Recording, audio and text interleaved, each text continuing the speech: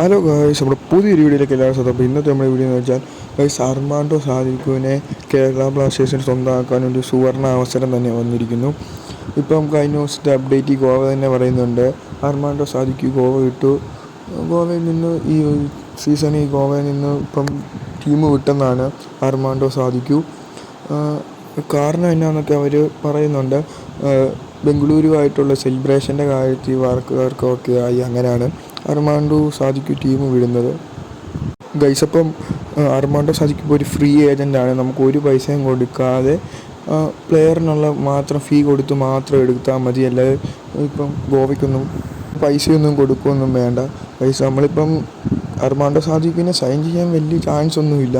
കഴിഞ്ഞ വർഷം നമ്മൾ നോക്കിയായിരുന്നു അർമാൻഡോ സാദിഖുവിനെ കേരള ബ്ലാസ്റ്റേഴ്സിലേക്ക് കൊണ്ടുവരാൻ. അപ്പം ഗോവ നല്ല പൈസ കൊടുത്ത് അർമാൻഡോ സാദിഖിനെ എടുത്തു.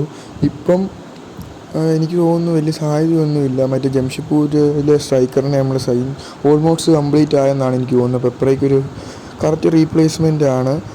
ഗൈസ്, ഇതൊരു ഫേക്ക് റൂമറൊന്നും അല്ല, ഞാനിപ്പം പറഞ്ഞുണ്ടാക്കിയതൊന്നും അല്ല. ഞാൻ പറഞ്ഞ കേരള ബ്ലാസ്റ്റേഴ്സിനൊരു ചാൻസ് ഉണ്ട് അർമാൻഡോ സാദിഖിനെ സൈൻ ചെയ്യാനെന്നാണ്. അല്ല ഇപ്പം അവർ ഒഫീഷ്യലായിട്ട് വിട്ട് ഞാൻ പറഞ്ഞ സൈൻ ചെയ്യാൻ സാധ്യത ഉണ്ടെന്നാണ്. അല്ല ഇപ്പം കുറേ പേര് കമൻറ്റ് ചെയ്യുന്നു ഈ ഫേക്ക് റൂമറായിടുന്നത് അങ്ങനെ ഇങ്ങനെയാണെന്നൊക്കെ.